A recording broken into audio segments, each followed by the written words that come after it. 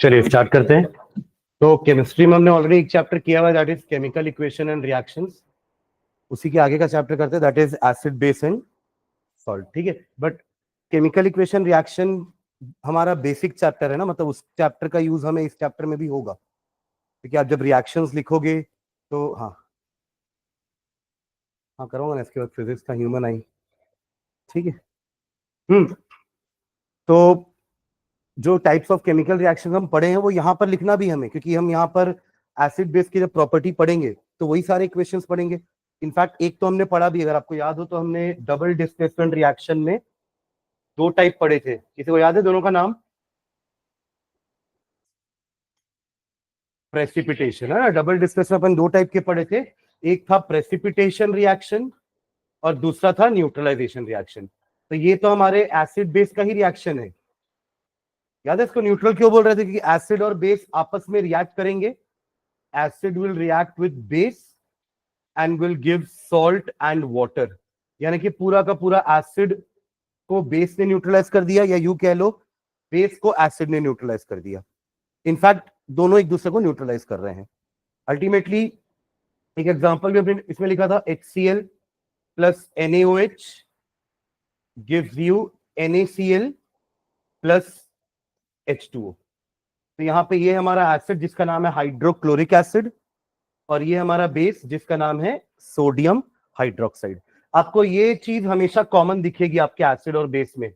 Acid में आपको H positive मिलेगा और बेसिस में आपको OH नेगेटिव मिलेंगे। समझ रहे? तो एसिड के फॉर्मूला आप बना सकते हो। आपको H पॉजिटिव का फॉर्मूला बनाना है अलग अलग एनायंस के साथ। H पॉजिटिव तो अपने आप में खुद में कैटायन है, H पॉजिटिव कैटायन है ना भाई। तो इसके साथ कोई भी एनायन, जैसे हमने Cl नेगेटिव ले लिया तो HCl बन गया, नाम पड़ गया हाइड्रोक्लोरिक एसिड। नाम क्या हो गया? Hydrochloric acid. वही अगर मैंने यहाँ पे F ले लिया होता तो F नेगेटिव, तो HF बन जाता, हाइड्रोफ्लोरिक एसिड। I नेगेटिव ले लिया होता तो हाइड्रो आयोडिक एसिड। ऐसा चलता रहता नाम। समझ रहे हैं क्या? वही अगर हमने थोड़ा अब बड़ा एसिड लेते हैं, CO3 2 नेगेटिव, इसका क्या नाम था? What was CO3 2 negative? Carbonate. क्या बोलते हैं इसको हम? कार्बोनेट। तो इसका नाम हो जाएगा कार्बोनिक एसिड। इसी के नाम से आया है, कार्बोनेट से बना कार्बोनिक एसिड। कोई फॉर्मूला बताएगा क्या बनेगा फॉर्मूला? ये 2 उधर जाएगा, H का 1 इसके पास आएगा, तो फॉर्मूला क्या बनेगा? H2CO3। ऐसा ही एक होता था नाइट्रेट, NO3 का 1 नेगेटिव। फॉर्मूला क्या बनेगा जल्दी बताओ? H, क्योंकि दोनों 1 1 है ना, ये 1 पॉजिटिव है ये 1 नेगेटिव है, तो फॉर्मूला क्या बनने वाला है? HNO3। नाम हो जाएगा, इसी से नाम आएगा। जैसे इससे कार्बोनेट से कार्बोनिक एसिड आया, इससे नाइट्रेट से क्या आएगा? Nitric acid. क्या आ जाएगा? Nitric acid. जनरली हर एसिड के नाम में लास्ट में इक लगता है। Tartaric acid, lactic acid. Lactic acid पढ़े थे? हाँ पढ़े थे लैक्टिक एसिड, कर्ड में पढ़े थे लैक्टिक एसिड। अभी जो लास्ट पढ़े वो पूछ रहा हूँ। लैक्टिक एसिड ठीक है वहां पर है, बट हमने कहां पढ़ा है लैक्टिक एसिड? इन रेस्पिरेशन, जहां muscle cells respire anaerobically producing lactic acid, जिसके कारण क्रैम्प्स हो रहे थे, है ना। तो हर एसिड का लास्ट में हम इक और एसिड तो लगाते ही हैं।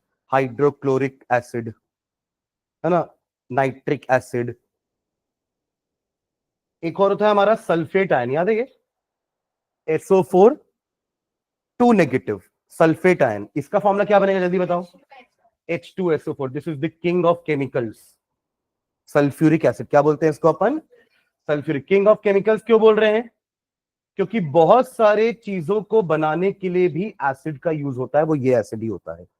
मतलब बहुत सारी इंडस्ट्रीज जो चल रही हैं, है ना, वहां पे कहीं ना कुछ प्रोडक्शन हो रहा होगा, तभी तो इंडस्ट्रीज है वो। तो वो कुछ ना कुछ रॉ मटेरियल में कहीं ना कहीं सल्फ्यूरिक एसिड यूज करते हैं। ये उनका रॉ मटेरियल कहीं ना कहीं होता ही है। ठीक है। एक और हम फॉस्फेट पढ़ते थे, PO4 3 नेगेटिव, फॉस्फेट। तो इसका फॉर्मूला क्या बनेगा जल्दी बताओ? H, ये 3 जाएगा ना H के बगल में, और H का 1 इधर आएगा, तो H3PO4। इसका नाम बताओगे क्या? फॉस्फेट है तो फॉस्फोरिक एसिड, इसका नाम हो जाएगा फॉस्फोरिक एसिड। तो ऐसे हम एसिड बना सकते हैं, समझ रहे हैं क्या? आपको बस H पॉजिटिव का फॉर्मूला बनाना है अपने एनायंस के साथ। एक और वो याद करो, अपन एसिटेट आयन पढ़ते थे, CH3COO नेगेटिव, इसका नाम था एसिटेट आयन। ठीक है, तो फॉर्मूला क्या बनेगा इसके साथ? देखो यही एक लौता क्या एनायन है जो पहले आता है, वरना हम हर बार कैटायन पहले लिखते हैं, हर बारी। देखो मैंने हर बार H को पहले लिखा है ना, H को पहले लिखा है, H पहले, बिकॉज जब भी फॉर्मूला हम लिखते हैं तो कैटायन पहले ही आता है। कैटायन कैटायन कैटायन फॉर्मूले पहले ही आता है, बस यही एक एनायन है जो फॉर्मूले में पहले आएगा, कैटायन बाद में। मतलब ये जिस भी कैटायन के साथ फॉर्मूला बनाएगा उसमें इसको हम पहले लिखेंगे, कैटायन को बाद में लिखेंगे। समझ में आया क्या ये? तो ये आपका एसिटेट है, तो एसिड बन जाएगा एसिटिक एसिड। क्या बन जाएगा?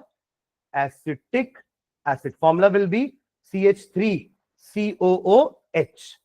CH3COO तो एसिटेट ही हो गया, और ये H लगेगा ना, तो CH3COOH, this is acetic acid. ठीक है, तो इतने सारे कॉमनली यूज्ड एसिड है जो अपन इस चैप्टर में पढ़ेंगे। Hydrochloric acid, carbonic acid, nitric acid, sulphuric acid, phosphoric acid, acetic acid.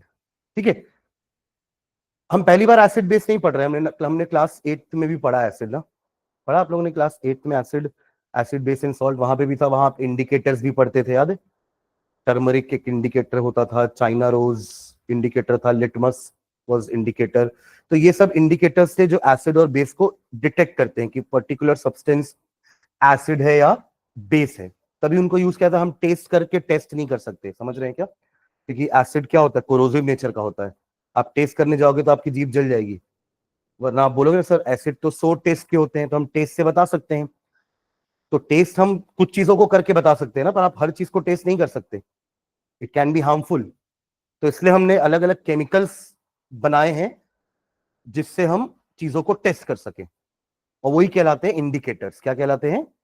Indicators. आपने जो क्लास 8 में पढ़े दोज वर नेचुरल इंडिकेटर्स, है ना। हम यहाँ पे कुछ आर्टिफिशियल इंडिकेटर्स भी पढ़ेंगे। It must be natural indicator ये, है ना। It is made from algae and fungi, उनका सिम्बियोटिक रिलेशनशिप होता है जिसको अपन लीचेन बोलते हैं, LICHEN।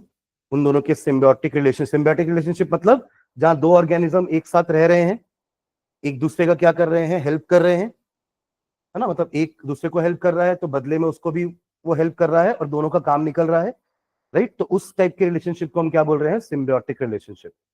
M I clear? तो lichen is a symbiotic relationship between fungi and algae. हाँ हाँ, तो यही हो गया ना, एल्गे प्लांट कैटेगरी में आ जाएगा हमारा। ठीक है, हाँ टर्मरिक और हिबिस्कस में ऐसा हाँ। कुछ तो कॉमन होगा जो वो डिटेक्ट कर पा रहा है कि वो एसिड है या बेस है नेचर? नहीं, इनमें देखो केमिकल्स होते हैं, जैसे हम टर्मरिक की बात कर रहे हैं, है ना, तो इनमें सब में केमिकल्स हैं जो अलग अलग बिहेवियर शो करेंगे हमारे एसिड बेस के साथ। ठीक है, तो ये हमारे एसिड्स हो गए।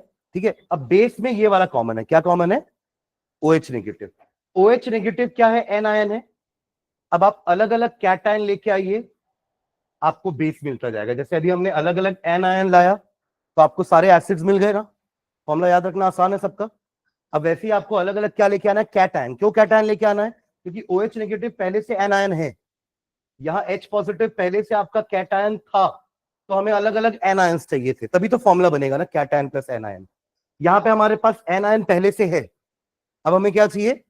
कैटायन चाहिए। तो जैसे यहाँ पे कैटायन क्या है अपना? Na पॉजिटिव, तो बन गया NaOH। फिर आप K पॉजिटिव ले सकते हो, बन जाएगा KOH।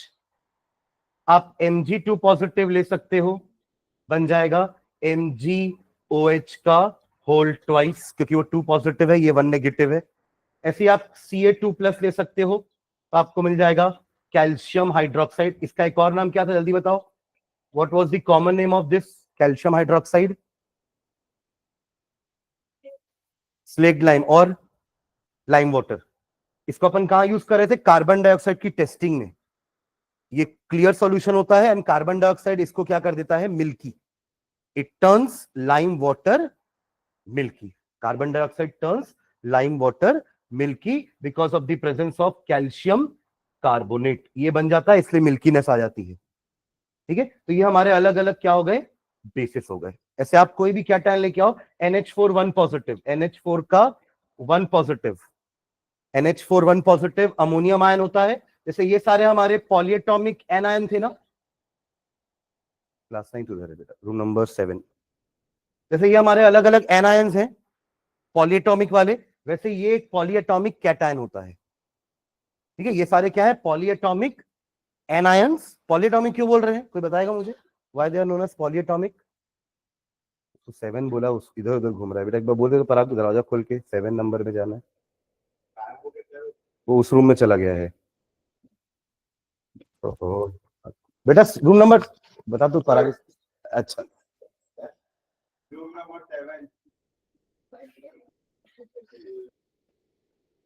हाँ क्या बोल रहा था मैं? हाँ, पॉलीएटॉमिक क्यों बोलते हैं? उसका पावर 2, तो मतलब O2 नेगेटिव पॉलीएटॉमिक है। कंपाउंड मत बोलो, वो तो एनायन ही है ना, मतलब कंपाउंड तो दोनों के मिक्सचर को बोलेंगे। नंबर ऑफ एटम्स 2 या 2 से ज्यादा है। नंबर ऑफ एटम्स, आप नाम तो पढ़ो, पॉली एटॉमिक। पॉली मतलब मैनी, और एटम मेनी एटम, है ना। एक सिंगल एटम का नहीं बना, जैसे ये आपका सिंगल एटम है O, ये सिंगल एटम है H, बट यहां पे देखो CO3, मल्टीपल एटम्स आ गए, 4 एटम है, एक कार्बन है, 3 ऑक्सीजन है, एक नाइट्रोजन है, 3 ऑक्सीजन है, एक सल्फर, 4 ऑक्सीजन, तो मल्टीपल एटम्स हैं यहां पर इन सब में, इसमें भी। तो ये सब क्या कहलाएंगे, poly atomic ions, anions, cation. ठीक है, आपने जो क्लास 8 में पढ़ा है ना, वो सब कुछ प्रॉपर्टीज आपने पढ़ी, जैसे कि acids are sour in taste, तो bases are bitter in taste, ये प्रॉपर्टीज है इनकी, है ना। हम थोड़े से और डिटेल में पढ़ेंगे यहाँ पर, और रिएक्शंस भी पढ़ेंगे हम। आप वहां पे रिएक्शंस ज्यादा नहीं पढ़ते थे, है ना, प्रॉपर्टी पढ़ते थे, इंडिकेटर्स पढ़ते थे, रिएक्शन में बस न्यूट्रलाइजेशन पढ़ते थे बस। उसमें भी आपको ये जरूरी नहीं था कि ये फॉर्मूले के साथ लिखो, आप अगर इतना भी लिख दोगे तो आपको नंबर मिल जाते थे, या इनका फॉर्मूला तो आपको पता नहीं था उस समय, फॉर्मूला तो हमने 9th में बनाना सीखा है, तो आप इसको नाम लिखते थे, hydrochloric acid plus sodium hydroxide, फिर गिव्स वर्ड रिएक्शन, क्या बोलते हैं उसको, वर्ड रिएक्शंस। तो अब तो हम वर्ड रिएक्शन ही लिखेंगे, अब तो हमको फॉर्मूला बनाना आता है, तो ये सारे हमारे क्या है, फॉर्मूले के टर्म्स में लिखे जाएंगे। ठीक है, ओके। तो acids are sour in taste, bases are bitter in taste, एक तो ये हम पढ़ते थे, ये क्लासिकल डेफिनेशन है जो हम शुरू से पढ़ते हुए आ रहे हैं। बट इसके अलावा हम और प्रॉपर्टीज पढ़े, जैसे कि एसिड्स कोरोसिव नेचर के होते हैं, है ना, they can harm the skin और द सरफेस जहां पर वो है। ठीक है, कोरोसिव नेचर बोलते हैं उनका। प्लस एसिड्स, ये हमारे जो बेस होते हैं वो स्लिपरी नेचर के होते हैं, है ना, वो चिकने होते हैं, दे आर स्लिपरी या स्लिपरी टू टच बेसिस। फिर हम लिटमस के बारे में भी बोल करके उसको डिफाइन करते थे कि एसिड्स वो होते हैं जो ब्लू लिटमस पेपर को रेड कर देते हैं, एंड बेसिस वो होते हैं जो रेड लिटमस पेपर को ब्लू कर देते हैं। अपन ऐसे याद रख सकते हैं, अनिल नाम से, है ना, अनिल है किसी के दोस्त का नाम अनिल? अनिल नहीं है ना, चलो कोई बात नहीं, तो अनिल चाचा है, चलो ठीक है, तो अनिल चाचा से याद रखेंगे कि अ मतलब हो गया एसिड, है ना, नी मतलब हो गया नीला यानी कि ब्लू, और ल मतलब हो गया लाल यानी कि रेड। तो एसिड टर्न्स नीला लिटमस टू लाल लिटमस, ब्लू टू रेड। अगर ये अनिल चाचा याद रहेंगे तो हम फिर दूसरे वाला अपने आप याद हो जाएगा ना, कि base turns red to blue. ठीक है ना, याद रहेगा ये। ठीक है, तो ये आप पढ़ते थे, ये वाला पढ़ा हुआ है आपका, है ना। इसके अलावा जो आप और नेचुरल इंडिकेटर्स पढ़ते थे वो आप यहाँ नहीं पढ़ेंगे, हम और दूसरे इंडिकेटर्स पढ़ेंगे, है ना, जो सिंथेटिक इंडिकेटर्स हैं। एक हमारे ऑल्फैक्टरी इंडिकेटर्स भी होते हैं। ऑल्फैक्टरी मतलब समझना क्या होता है, olfactory is a word related to smell. ठीक है, it is a word related to smell. हमारे ब्रेन में भी एक लोब होता है, ऑल्फैक्टरी लोब नाम का एक जगह है। जैसे ऑप्टिक लोब होता है हमारे ब्रेन में, वैसे ही ब्रेन में एक ऑल्फैक्टरी लोब है। उसका काम यह है कि स्मेल को वो सेंस करेगा। अब जो भी स्मेल ले रहे हो, है ना, उस वो आप आज पहली बार अगर लोगे उस चीज की स्मेल को, कभी और उस चीज को सूंघोगे तो आपको याद आ जाएगा ना कि ये इस चीज की स्मेल थी, बिकॉज ब्रेन में वो चीज स्टोर हो गई है कि हाँ ये स्मेल इस चीज की होती है।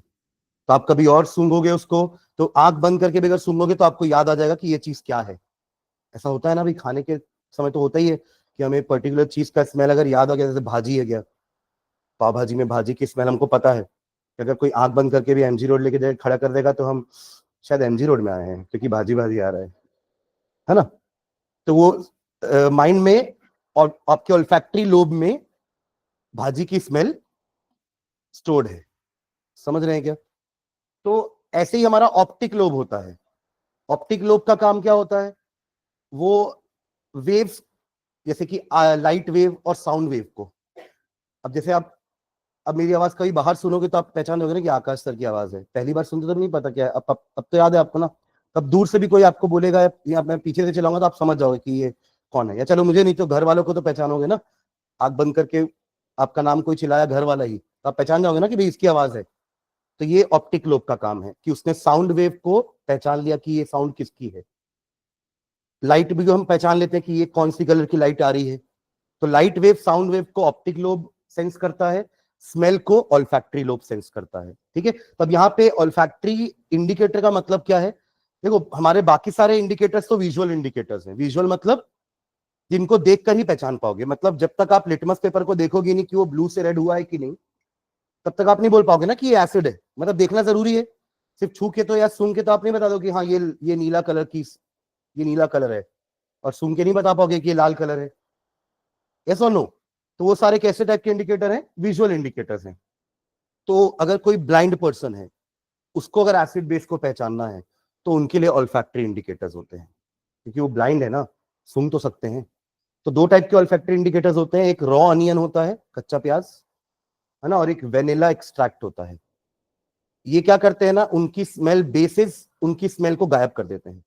बेसिस क्या करते हैं, उनकी स्मेल को गायब कर देते हैं। मतलब आप रॉ अनियन को चॉप करो, एक पॉलिथीन बैग में डाल दो, और उसमें कुछ छोटे छोटे पेपर बोल रहा हूँ, आप कपड़े के टुकड़े डाल दो, पीसेस, चिंदी चिंदी कपड़ा, है ना। तो क्या, और उसको बंद करके रख दो थोड़ी देर तक, है ना।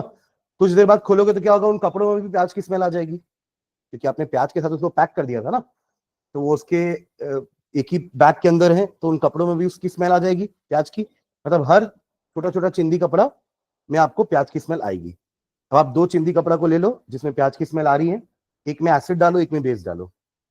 तो जिस भी कपड़े से स्मेल आनी बंद हो जाएगी प्याज की, उसमें आपने बेस डाला था। और दूसरे वाले में क्या होगा, जिसमें अभी भी स्मेल आ रही है, वो लिक्विड डालने के बाद भी स्मेल खत्म नहीं हुई, मतलब वो क्या है, हमारा एसिड। अब इसको याद कैसे रखेंगे कि बेस गायब करता है कि एसिड गायब करता है। तो ये याद रखना कि जैसे हम खाना खाते हैं तो कभी कभी प्याज खा लेते हैं ना, दिन में प्याज नहीं खाना चाहिए, फिर लोगों से बात करोगे तो वो परेशान हो जाएंगे।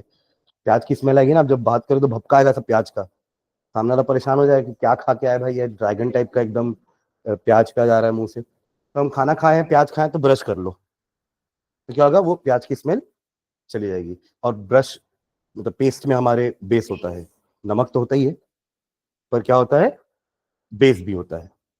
समझ रहे हैं क्या। तो अब याद रहेगा कि बेस से प्याज की स्मेल चली जाती है। मतलब बेस को पहचानने का ये तरीका होता है कि हम उस पीस ऑफ क्लॉथ को फिर से सूंघेंगे, अगर उसमें से प्याज की स्मेल आ रही है मतलब इसमें एसिड डाला होगा, अदरवाइज बेस। ठीक है, तो ये हमारे ऑल्फैक्टरी इंडिकेटर्स होते हैं। Am I clear. ठीक है, तो ये आपके लिए नया होगा, ऑल्फैक्टरी इंडिकेटर आपने नहीं पढ़ा होगा, आपने जो भी पढ़े हैं वो सारे विजुअल इंडिकेटर्स ही पढ़े हैं, बट ये हमारा एक पहला ऑप्टिक ऑल्फैक्टरी इंडिकेटर हो गया। ठीक है, इसके अलावा बेस में OH नेगेटिव आयन कॉमन, इसमें H positive ion common, basis turns red litmus paper blue. ठीक है, क्लासिफिकेशन भी पढ़ेंगे अपन यहां पर कि एसिड्स कितने टाइप के होते हैं। तो सबसे पहला क्लासिफिकेशन होता है उनका सोर्स, किस सोर्स से एसिड को लाया गया है या बनाया गया है। जैसे कुछ एसिड्स नेचुरल चीजों से आते हैं, जैसे कि यूरिन से आता है, कौन सा एसिड बताओ जल्दी से, अमीनो एसिड यूरिन से आएगा, वाह। यूरिक एसिड, किसने बोला, वेरी गुड। यूरिक एसिड किससे क्या आएगा, अपन पढ़े ना, 3 nitrogenous waste, urea, ammonia and ammonia acid नहीं है, ठीक है, वो है हमारा वेस्ट, बट मैंने एसिड पूछा तो यूरिया, यूरिक एसिड, एसिड नाम ही था ना उसके पीछे, उसका सरनेम ही था एसिड, तो हमको तो याद आना चाहिए था कि वो एसिड है। ठीक है, तो uric acid, urea and ammonia, तो उसमें uric acid is derived from urine, तो नेचुरल चीज है, तो यूरिक एसिड एक नेचुरल सोर्स से आया है। और कोई एसिड बताओगे क्या जो नेचुरल सोर्स से आया है? हाँ, हाँ पर एसिड नाम, सिट्रिक एसिड। कौन सा एसिड होता है? जो हमारे जितने भी सिट्रस फ्रूट्स होते हैं, जैसे कि आप लेमन बोल दिए, है ना, ऑरेंज हो गया, ग्रेप्स हो गया, इनमें सिट्रिक एसिड होता है। कर्ड में लैक्टिक एसिड हो गया, ठीक है, ऑक्सैलिक एसिड हो गया, है ना, मैलिक एसिड हो गया, एप्पल हो गया, टोमेटो हो गया, इनमें आपका ऑक्सैलिक मैलिक एसिड आता है। इसके बाद टार्ट्रिक एसिड, किसमें?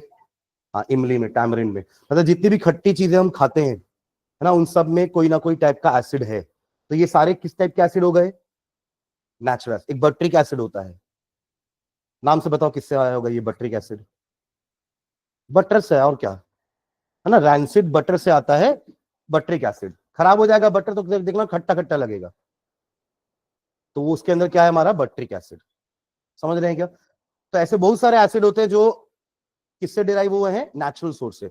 और ये सब जो एग्जांपल अपन ने लिखे हैं ना, ये सारे ऑर्गेनिक एसिड्स हैं। क्या ये नहीं है? ये भी आपका वही है, नेचुरल सोर्स से। एसिडिक एसिड किससे आता है? ये विनेगर से, विनेगर, सिरका घर में है हमारे।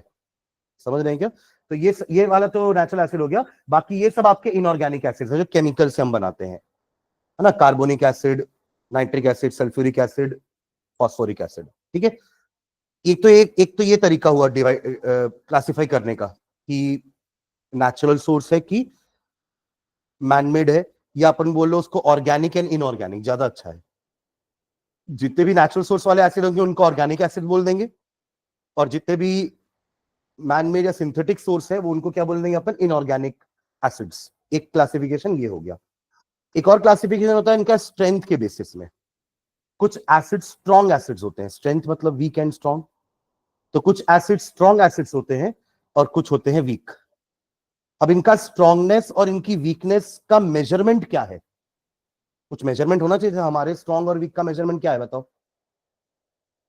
बॉडी देख के पहचान जाता है ना, ये तो यार ताकतवर है, इसको तो ऐसे उड़ा देंगे। तो ये अपना क्या है? Measurement of strong and weak. नहीं करते हैं अपन ऐसा। तो अब इनका भी तो कुछ मेजरमेंट होना चाहिए ना, कि आप बता पाओगे कि हाँ ये वाला पर्टिकुलर एसिड स्ट्रॉन्ग है, ये स्ट्रॉन्ग है, ये वीक है। तो there must be some parameter, है ना, टू डिसाइड कि हमने इसको स्ट्रॉन्ग क्यों बोला या हमने इसको वीक क्यों बोला। तो यहाँ पे स्ट्रॉन्ग और वीक डिसाइड करता है ये फैक्टर, बिकॉज पूरा एसिड का मेन पार्ट कौन है? ये H+, हाइड्रोजन आयन। क्या बोलते हैं इसको अपन? Hydrogen ion. तो ये हाइड्रोजन आयन अगर प्रेजेंट है बहुत ज्यादा क्वांटिटी में आपके एसिड में, तो उसको हम स्ट्रॉन्ग एसिड बोलते हैं। और अगर ये कम क्वांटिटी में प्रेजेंट होगा तो उसको हम क्या बोलेंगे? Weak acid. देखो, कोई भी एसिड या बेस ना बिना पानी के नहीं बनता। एसिड के अंदर अगर हम HCl एग्जांपल बोले एसिड का, तो ये हमेशा क्या होते हैं? Aqueous solution. क्या होते हैं? हमेशा एक्वस सॉल्यूशन। आप जब HCl बनाते हो ना, तो वो पहले गैस के फॉर्म में बनता है। किस फॉर्म में बनता है? गैस। आप जब रिएक्शन करोगे तो सबसे पहले HCl गैस बनेगी। क्या बनेगी? HCl gas. उस HCl गैस को, जो कि ड्राई है, गैस है ना वो, तो ड्राई होगी। अब वो गैस को अगर आपने एक ब्लू लिटमस पेपर लेके आए और उस गैस के पास लेके आ गए HCl के पास, तो ब्लू लिटमस रेड नहीं होगा। तो इसका क्या मतलब हुआ? ऐसा मतलब जो एसिड नहीं होगा वो बेस होगा, ऐसा? तो फिर सॉल्ट कौन होते हैं? सिर्फ दो ही चीज थोड़ी ना होती कि कोई अगर एसिड नहीं तो कोई बेस हो जाएगा। अगर इस पर्टिकुलर गैस ने ब्लू लिटमस को रेड नहीं किया, तो आप ये बोलोगे कि सर ये एसिड नहीं है। कि अगर ये एसिड होता सर तो ये ब्लू को रेड कर देता। अरे हाँ, है ना, नीला टू लाल करता ना, पर इसने नहीं किया। इसका मतलब ये एसिड नहीं है, ये एसिड नहीं है। अब आप बोलो सर ये तो HCl है, बट इसमें पानी नहीं है इसलिए वो एसिड नहीं है अभी तक। अब आप क्या करो? उसी लिटमस पेपर को, उसी नीले वाले लिटमस पेपर को गीला कर दो, पानी आ गया ना उसमें। अब वापस उसी गैस के पास लेके जाओ, तो अब जैसी गैस उससे टच होगी गीले लिटमस पेपर से, तो गैस को पानी मिल जाएगा। अब वो अपना एसिडिक नेचर शो करेगा और अब वो रेड हो जाएगा। समझेगा? मतलब एक ड्राई लिटमस पेपर एक ड्राई HCl गैस को टेस्ट नहीं कर पाएगा फॉर एसिडिटी, बट अगर आपने लिटमस पेपर को गीला कर दिया तो अब वो पानी इसको मिल जाएगा। जैसे ही HCl उस पानी से टच होगा ना, पता है क्या होने वाला है? वो लिबरेट करेगा अपना H+ आयन और Cl नेगेटिव आयन, और यही है एसिड का रीजन, एसिडिटी का रीजन।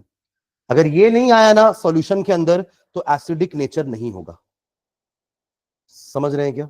अगर ये नहीं प्रेजेंट है हमारे सॉल्यूशन के अंदर तो एसिडिक नेचर नहीं होगा।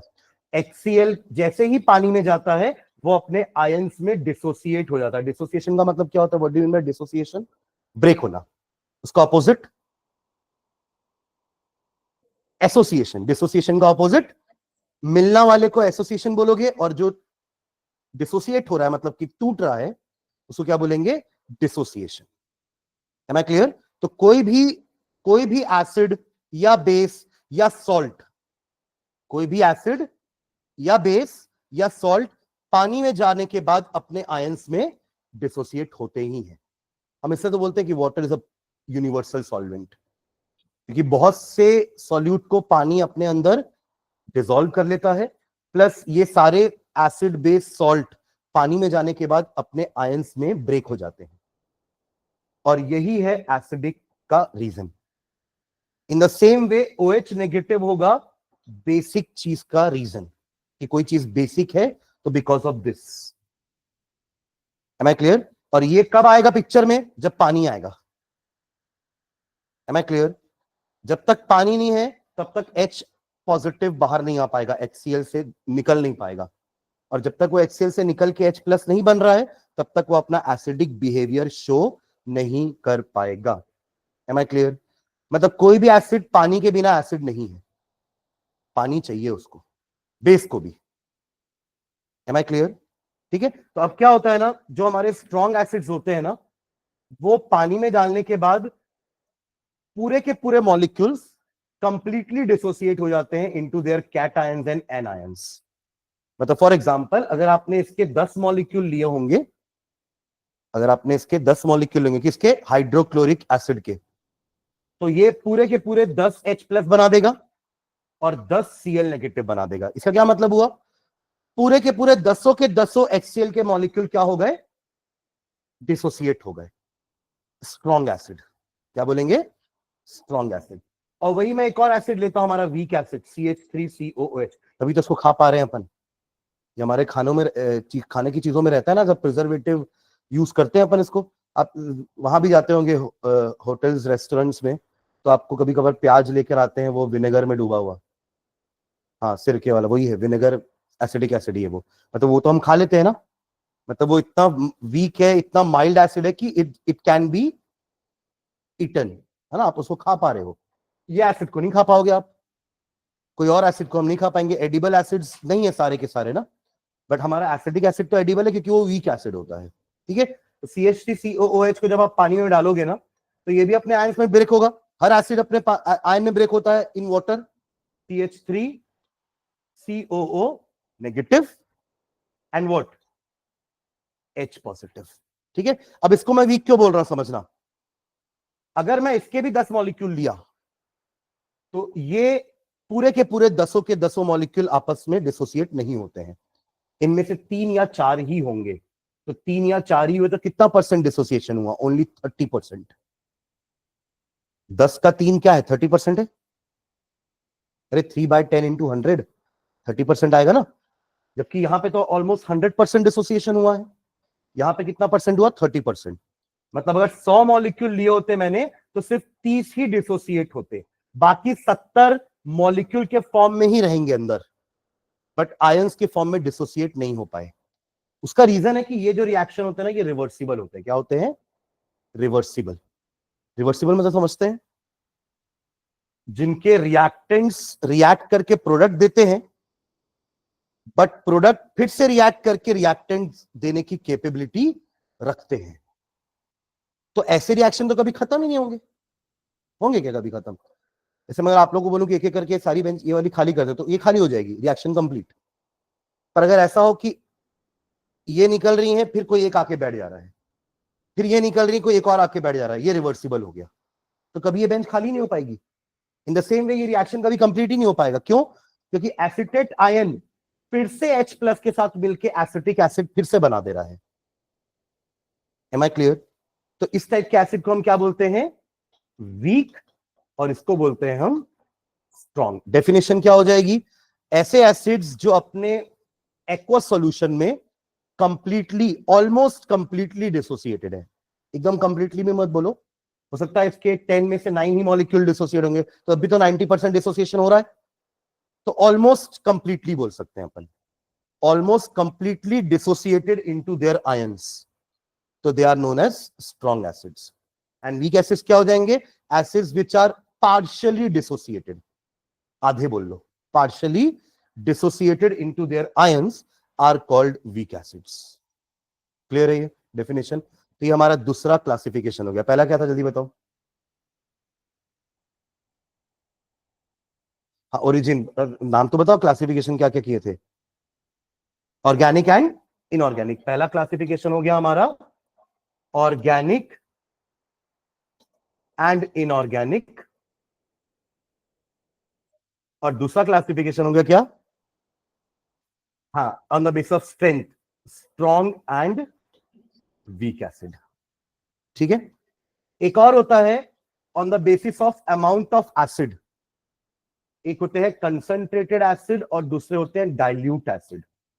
मतलब ऐसे एसिड्स जिसमें पानी ज्यादा है, एसिड कम है, डाइल्यूट कहलाएंगे। एसिड ज्यादा है, पानी कम है, कंसंट्रेटेड कहलाएंगे। तो मतलब कभी आपको केमिस्ट्री लैब में जाने का मौका मिले तो देखना, रैक में सल्फ्यूरिक एसिड की ही 2 बॉटल होगी, एक में CONC लिखा होगा, एक में DIL लिखा होगा। तो कंसंट्रेटेड वाला ज्यादा खतरनाक है क्योंकि उसके अंदर एसिड ज्यादा है, और एक डाइल्यूट होगा जो थोड़ा सा उससे कम हार्मफुल होगा। पर उस कंसंट्रेटेड को हम डाइल्यूट में कन्वर्ट कर सकते हैं। कैसे? पानी मिक्स करके ऑब्वियसली। मतलब मान लो आपने पानी का ग्लास लिया गलती से, या फिर दूध लिया आपने गलती से, उसमें ना शक्कर ज्यादा डल गई, तो क्या करोगे? उसमें दूध कम करोगे तो थोड़ा कुछ होगा फर्क, दूध कम होगा, मिठास तो उतनी रहेगी ना। तो तरीका क्या है? दूध ज्यादा डाल दे, शक्कर तो अब नहीं निकाल पाओगे ना, क्योंकि वो तो घुल चुकी है। तो एक तरीका क्या है? दूध ज्यादा डाल दो। इन द सेम वे, अगर आप एक कंसंट्रेटेड एसिड को डाइल्यूट बनाना चाहते हो तो अपन क्या कर दे? पानी ऐड कर दे, तो हो जाएगा ना वो। अब उसमें पानी ज्यादा हो जाएगा, एसिड तो उतना ही था जितना पहले था, आपने पानी बढ़ा दिया तो वो डाइल्यूट हो जाएगा। बट इसका भी तरीका होता है, ऐसा नहीं कि अपन कैसे भी ऐड कर दिए। 2 तरीके हो सकते हैं, या तो आप एक भरा हुआ एसिड का बीकर लो और उसमें पानी डाल दो, या तो एक भरा हुआ पानी का बीकर लो और उसमें एसिड डाल दो। सच दोनों तो सेम ही है, ऐसा नहीं है ना, दोनों सेम नहीं है। एक में हमने क्या लिया? पूरा एसिड का भरा हुआ बीकर था, ऊपर तक एकदम टिप तक, या चलो थोड़ा कम होगा क्योंकि पानी डालना है ना, पानी डालने के लिए जगह तो होनी चाहिए, तो ऊपर से आपने पानी डाला, और यहाँ पे पानी था, आप ऊपर से एसिड डाल रहे हो। तो दोनों में फर्क क्या है समझना। यहाँ पे जो एसिड है ना, जैसे ही आपका पानी उसमें जाएगा, एक्चुअली ये एक्सोथर्मिक रिएक्शन होता है। क्या होता है? Exothermic reaction. याद है किसी को डेफिनेशन एक्सोथर्मिक रिएक्शन की? हाँ, इवोल्यूशन ऑफ हीट। मतलब जब हम एसिड को डाइल्यूट करने की कोशिश करते हैं, उसको कंसंट्रेटेड से डाइल्यूट करने की कोशिश करते हैं, तो वो रिएक्शन एक्सोथर्मिक होता है। जब एसिड पानी का रिएक्ट करेगा तो it will liberate large amount of heat. अब एक भरे हुए बीकर में जिसमें एसिड भरा हुआ है, उसमें अगर आपने पानी डाला, तो जैसे वो डोसे के तवे में जब वो पानी डालते तो क्या होता है? वैसे निकलता है ना, फिर छीटा पूरा बाहर। या गरम गरम तेल में राई जीरा डाल दो तो कैसे चट्ट चट्ट चट्ट चट्ट से बाहर आता है ना, बस वही होगा यहाँ पे भी। उससे क्या होगा? आप पास में खड़े हो तो आपके कपड़ों में या आपकी स्किन में वो एसिड स्प्लैश होके आ सकता है, and it can damage your skin और क्लोथ। ठीक है ना? तो सही तरीका क्या होता है? एक पानी के बीकर में हम एसिड डालें, वो भी ऐसे नहीं कि एसिड डाल दिए सीधा, उसके साइड से डालें। मतलब अगर ये टेस्ट ट्यूब है तो टेस्ट ट्यूब के साइड से ये थोड़ा सा एसिड उसके साइड से डालें, ताकि वो ऐसे तैरते तैरते तैरते तैरते नीचे आए, और साथ ही साथ में अपन एक स्टिरर रखे रहें उसको मिक्स करने के लिए, ताकि वो एसिड यूनिफॉर्मली पूरे पानी में डिस्ट्रीब्यूट होता जाए। ये सही तरीका होता है एक कंसंट्रेटेड एसिड को क्या डाइल्यूट करने का। समझ में आया? तो ये क्वेश्चन आता है एग्जाम में, आया एक आध बार कि व्हाट इज प्रिफर्ड, है ना, या what will you prefer, adding acid to water और वाटर टू एसिड? क्वेश्चन समझे? What you will prefer, adding acid to water और water to acid? Acid to water, पर रीजन लिखना है ना। एसिड टू वाटर पहले लिख देंगे फर्स्ट लाइन कि वी विल या आई विल प्रेफर या we will prefer to add water acid to water. ये तो अपना फर्स्ट हो गया क्वेश्चन का आंसर, बट व्हाई? तो फिर अपन लिखेंगे द रिएक्शन या the dilution process of acid is an exothermic reaction.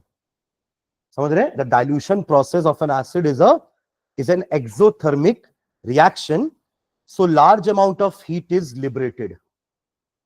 ठीक है, full stop.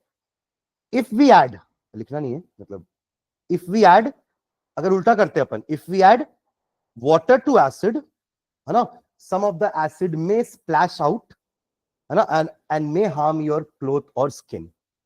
So to avoid it we always add acid to water, not water to acid. तो ये क्वेश्चन आता है तो हमको ऐसे लिखना है, मतलब प्रॉपर पहले तो ये बताना है कि क्या प्रेफर करेंगे और फिर उसका रीजन भी देना है कि क्यों। सिर्फ स्प्लैश आउट लिखना नहीं है, पहले आपको ये भी बताना पड़ेगा कि स्प्लैश आउट क्यों हुआ, क्योंकि एक्सोथर्मिक रिएक्शन था, हीट लिबरेट हुई, तो हीट लिबरेट हुई तो वो बाहर आने की कोशिश करेगी, और वो कोशिश में एसिड भी बाहर आ जाएगा साथ में, और वो छलकेगा बाहर, स्प्लैश होगा, और वो स्प्लैश होकर के आपके ऊपर आ सकता है। ठीक है, तो this is how we will dilute our concentrated acid. ठीक है, तो ये तीसरा क्लासिफिकेशन समझ में आ गया अपना। ये हमारा पहला classification on the basis of origin, on the basis of strength and on the basis of amount of acid. ये तीन तरीके हो गए क्लासिफिकेशन के। लास्ट तरीका on the basis of basicity. अब यहां पे बेसिसिटी वर्ड या बेसिक, बेसिक क्या होता है ना, आपने एसिड, बेस एंड सॉल्ट, है ना, तो अपन एसिड के लिए बेसिक वर्ड क्यों यूज कर रहे हैं, बेसिसिटी। और उसका रीजन है कि देखो आपका जो HCl एसिड है उसमें H कितना है, एक H है जो लिबरेट होता है बाहर। लिबरेट मतलब जब आप पानी में उसको डालोगे तो एक ही H बाहर आएगा ना इससे, यस और नो? पर वही अगर मैं H2SO4 ले लूंगा तो 2H निकलने वाले हैं। कैसे? 2H पॉजिटिव एंड SO4 का 2 नेगेटिव। समझे आप ये रिएक्शन? अरे जैसे मैंने HCl को, जैसे मैंने एसिडिक एसिड को ब्रेक किया, जैसे मैंने यहाँ पे HCl को ब्रेक किया, डिसोसिएट कराया, वैसे मैंने यहाँ पे किसको डिसोसिएट करवाया, सल्फ्यूरिक एसिड को। ये क्या है, H2SO4 इज सल्फ्यूरिक एसिड, तो H2SO4 इसी में तो ब्रेक होगा। अरे आपने इन दोनों से तो बनाया था एसिड को, याद करो, आपने H प्लस और SO4 2 नेगेटिव को मिलाकर ही तो H2SO4 बनाया था। तो जब वो ब्रेक होगा तो यही तो बनेगा, H प्लस और SO4। और बैलेंस करने के लिए, क्योंकि यहाँ पे 2H है तो आपने यहाँ पे 2 लगा दिया। अब तक समझ में आया? तो मतलब ये जब डिसोसिएट होता है तो कितने H पॉजिटिव निकले, 2। H3PO4 में क्या होगा, 3। Am I clear? अब अगर मुझे H प्लस को, अपने हाइड्रोक्लोरिक एसिड को न्यूट्रलाइज करवाना है जिसके पास एक ही H प्लस है, तो एक H प्लस को एक OH नेगेटिव क्या कर देगा, न्यूट्रलाइज कर देगा। यस और नो? अरे H और OH मिलके पानी बन जाएगा ना, यहां बन रहा था ना, देखो अपन जो पीछे न्यूट्रलाइजेशन रिएक्शन लिखे हैं, एक H को एक ही OH चाहिए था। यस और नो? पर क्या सेम रिएक्शन अगर मैं H2SO4 के साथ कराऊंगा तो एक NaOH से काम नहीं चलेगा। आप समझे मैं क्या बोल रहा हूं? HCl में एक NaOH से काम चल गया क्योंकि इसके पास एक ही H प्लस था, एक OH नेगेटिव मिलके पानी बन गया, हो गया न्यूट्रलाइज। बट यहां पे तो 2H है ना, और यहां पे एक ही OH है, तो अब आपको क्या करना पड़ेगा, यहां पे बेस को भी 2 लेना पड़ेगा। तो इसकी, इस एसिड की बेसिसिटी कितनी हो गई, 2, और इस एसिड की basicity 1। It requires 1 molecule of base to neutralize. It requires 2 molecules of base to get neutralized. इसलिए एसिड के क्लासिफिकेशन के लिए बेसिसिटी वर्ड यूज कर रहे हैं। अब समझे? How many H positives are there in 1 molecule of acid is the basicity of that acid. अब आप ये मत सोचना कि सर CH3COOH में तो 4 H हैं। 4 H है नो डाउट, बट जब पानी में डालते हैं तो एक ही H बाहर आता है। कौन सा वाला, ये वाला। वो ये 3H तो उसके पार्ट है ना, एसीटेट के पार्ट है वो तो, एम आई क्लियर? तो इसकी बेसिसिटी भी क्या होगी? 1। Am I clear? तो बेसिसिटी का डेफिनेशन क्या हो गया? It is the number of H positive ion liberated by one molecule of an acid. एक एसिड का मॉलिक्यूल कितने H पॉजिटिव पानी में लिबरेट करता है, वो उसकी बेसिसिटी होती है। और बेसिसिटी वर्ड क्यों यूज किया मैंने आपको बता दिया। Number of molecules of base it requires to neutralize itself. HCl एक मॉलिक्यूल ऑफ बेस से न्यूट्रलाइज हो जाएगा, बट सल्फ्यूरिक एसिड को 2 मॉलिक्यूल लगेंगे, फॉस्फोरिक एसिड को 3 मॉलिक्यूल लगेंगे NaOH के, क्योंकि फॉस्फोरिक एसिड के पास H3PO4 है, तो जब ये ब्रेक होता है तो 3 H प्लस और एक फॉस्फेट आयन बाहर आता है। तो इस 3 H प्लस के लिए आपको 3 OH चाहिए कि नहीं चाहिए? अरे हाँ या ना? 3 H प्लस के लिए 3 OH लोगे तब तो HOH HOH HOH मिलके 3 पानी बनेगा। समझ आएगा? तो उसके हिसाब से हमारे 3-4 टाइप के एसिड होते हैं। एक होता है मोनोबेसिक, बेसिसिटी के रेस्पेक्ट में। एक होते हैं मोनोबेसिक एसिड, मोनो मतलब 1, HCl इज द एग्जांपल। फिर dibasic acid 2, H2SO4 is the example. Tri-basic acid, H3PO4 is the example. In short polybasic बोल दोगे तो 3 से ज्यादा हो जाएगा। वैसे 3 से ज्यादा होते नहीं एसिड, एक आधी एसिड है जिनके पास 4 H प्लस लिबरेट होते हैं। जैसे एक एसिड होता है सिलिसिलिक एसिड, है ना, उसके पास 4 H पॉजिटिव लिबरेट होते हैं जब वो ब्रेक होता है तो।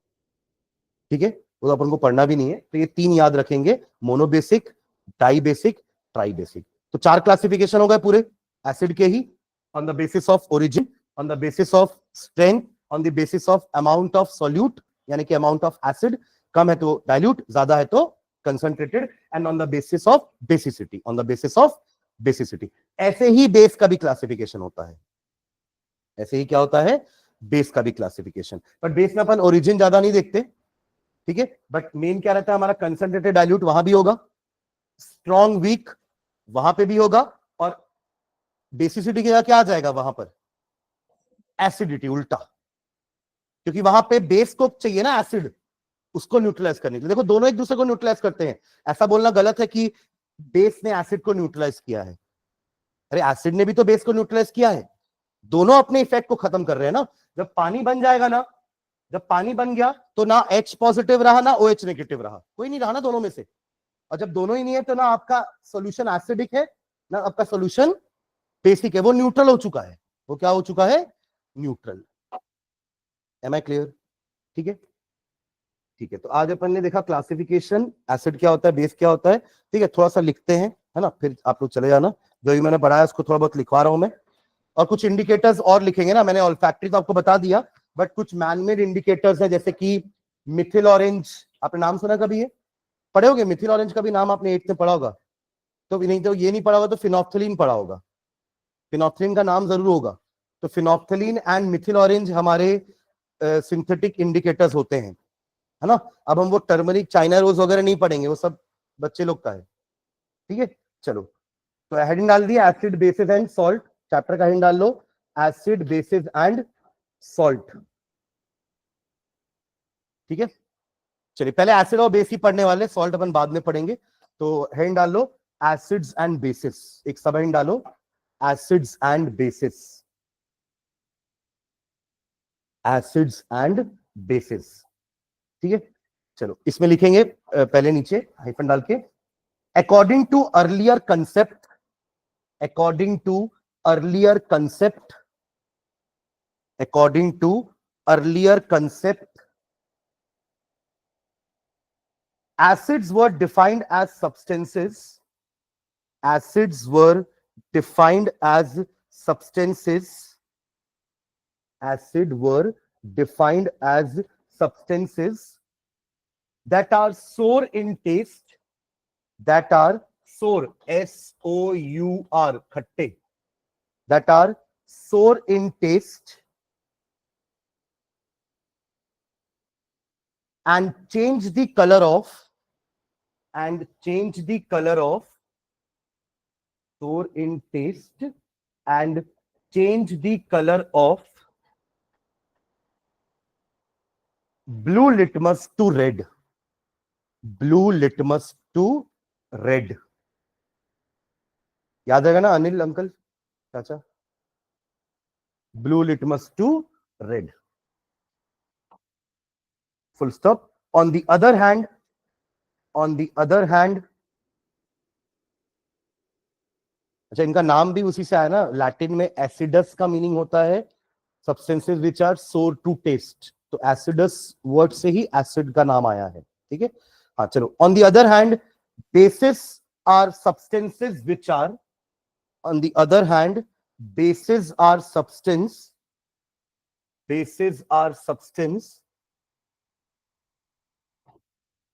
which are bitter in taste, which are bitter in taste and change the color. Complete कर लो सेंटेंस अब पूरा।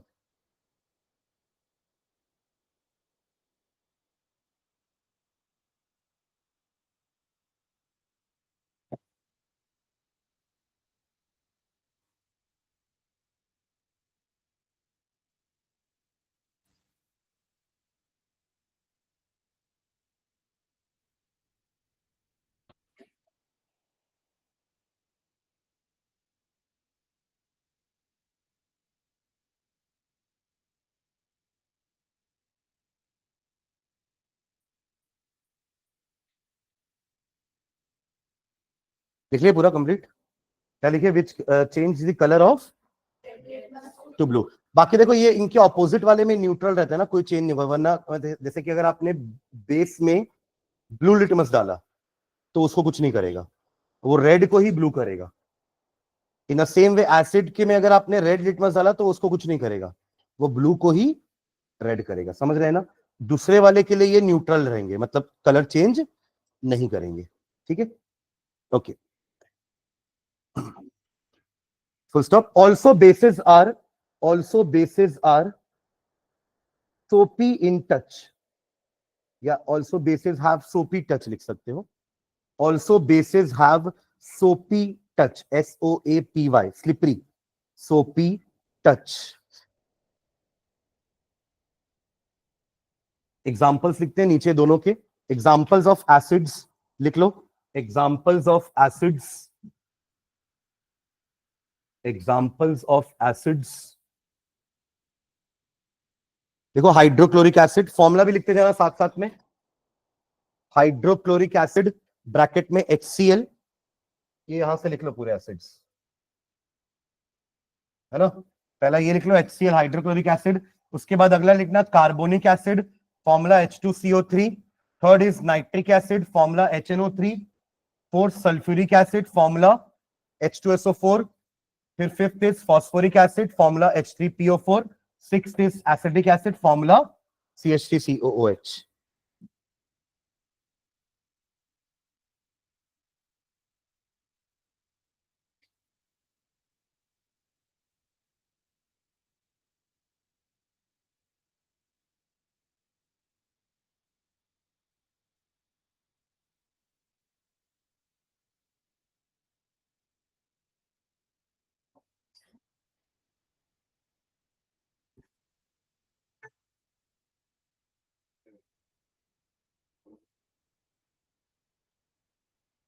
नाम फॉर्मूला दोनों लिखेंगे ना,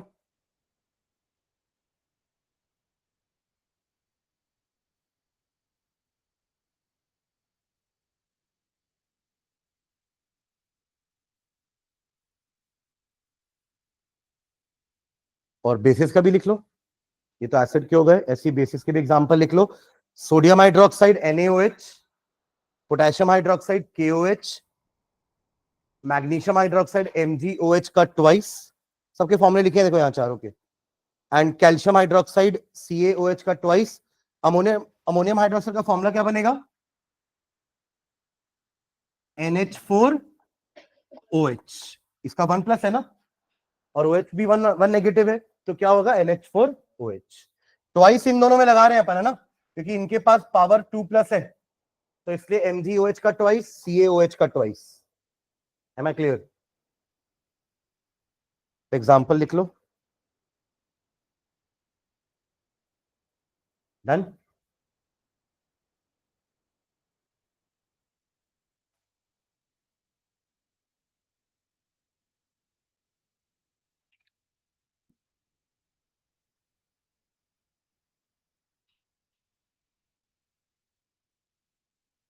जिनका हो जाएगा नेक्स्ट डालेंगे acid base indicators. Acid base indicators, acid base indicators.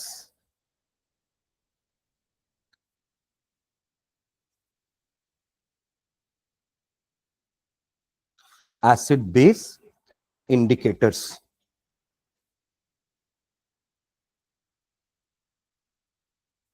These are naturally occurring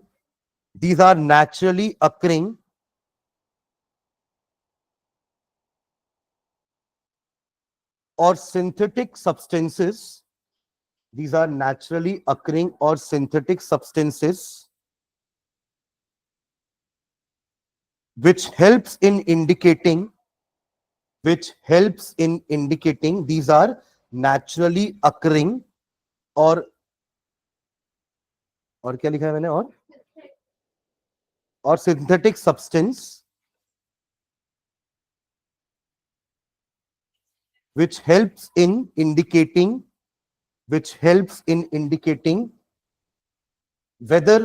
whether a particular substance is acid or base, which helps in indicating whether a particular substance is acid or a base, particular substance is acid or a base, acid or a base. They can be of following types. हाँ, full stop करके उनका types लिखते हैं. They can be of following types. पहला लिखेंगे visual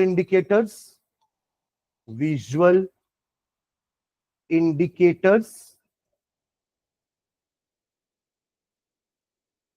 example लिख लो इसमें ही, Mithil orange,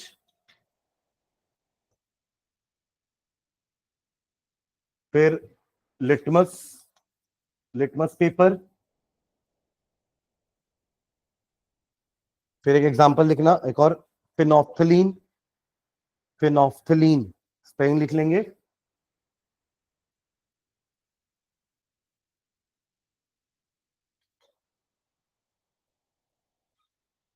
phenolphthalein etcetera. फिर सेकेंड लिखना ऑल्फैक्टरी इंडिकेटर्स,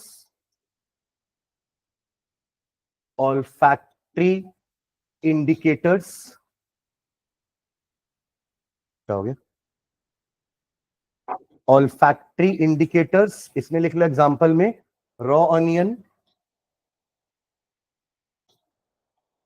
वेनिला एक्सट्रैक्ट. एक और होता है ऑलिव ऑयल भी होता है ना, ऑल्फैक्टरी इंडिकेटर्स. नहीं होती है ना, ठीक है. चलिए नेक्स्ट, थर्ड लिखेंगे यूनिवर्सल इंडिकेटर्स.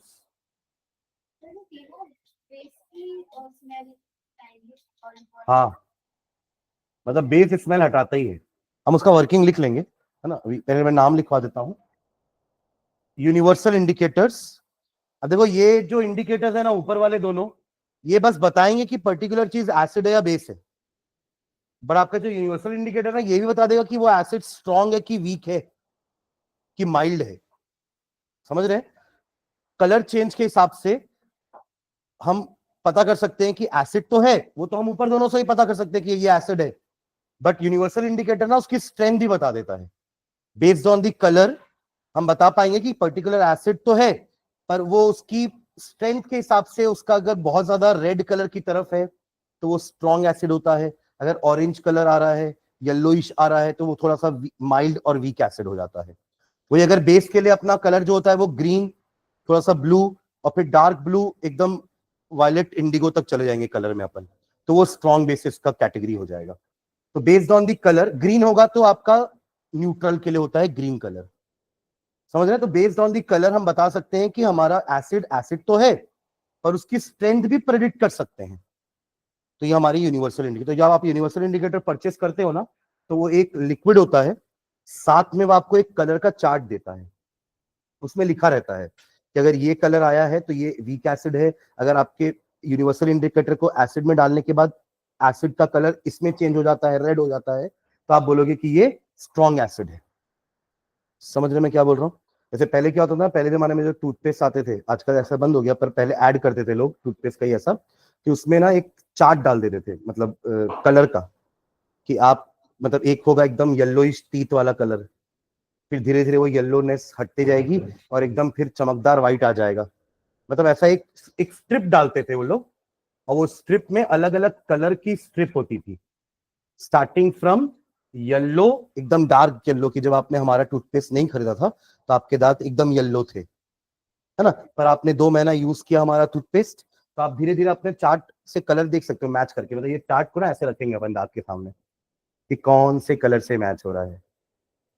तो आप जब खरीद के लाए थे आपका दांत का कलर ये वाला था, पर 1 महीने यूज के बाद आपने देखा कि अब तो मेरा कलर ये वाला हो चुका है, हल्का सा येलोइश व्हाइट, फिर एकदम चमकदार व्हाइट वाला, एकदम एकदम जो हैप्पीडेंट वाला, फ्लैश मारेगा दांत एकदम, उतना तक व्हाइट हो जाएगा। तो ऐसे ही टाइप का स्ट्रिप, कलर का स्ट्रिप आपको मिलेगा यूनिवर्सल इंडिकेटर की बॉटल के साथ भी, कि आप वो बॉटल में तो क्लियर सॉल्यूशन होता है, पानी जैसा ही दिखेगा वो सॉल्यूशन आपको, पर आप जब उसको किसी एसिड या बेस में ऐड करोगे तो वो कलर चेंज हो जाएगा एसिड का। अगर वो एकदम रेड हो गया तो अपन बोल देंगे कि स्ट्रॉन्ग एसिड है ये। ठीक है, तो यूनिवर्सल इंडिकेटर के बगल में एक लाइन लिख लो बस, इसको अपन पढ़ेंगे यूनिवर्सल इंडिकेटर को अलग से। लिखना इसमें एक लाइन यूनिवर्सल इंडिकेटर में, it is the indicator, it is the indicator, it is the indicator which helps in predicting the, which helps in predicting the, which helps in predicting the strength of the acid, which helps in predicting the strength of the acid, acid की strength भी बता देगा। नीचे लिखना इसी के नीचे, very acidic, very acidic, तो लिखना कलर हो जाएगा रेड। फिर ओनली एसिडिक है तो ऑरेंज येलो, ऑरेंज येलो। फिर अगर न्यूट्रल है, मतलब अगर आपने वाटर में ऐड कर दिया यूनिवर्सल इंडिकेटर को, तो वो ग्रीन कलर हो जाएगा, ग्रीन है।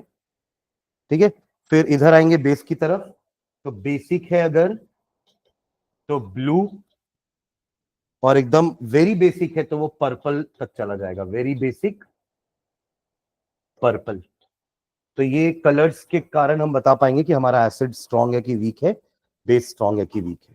ठीक है, तो बाकी इन दोनों इंडिकेटर्स के बारे में नेक्स्ट क्लास में लिखते हैं कि विजुअल इंडिकेटर्स कैसे हमारे कलर चेंज करेंगे एसिड के प्रेजेंस में, बेस के प्रेजेंस में। और ऑल्फैक्टरी तो मैंने समझा दिया, बस लिखवाना है उसमें ना। ठीक है, चलो थैंक यू। एसएसटी के लिए इसी लिंक में रहेंगे, लीव नहीं करेंगे।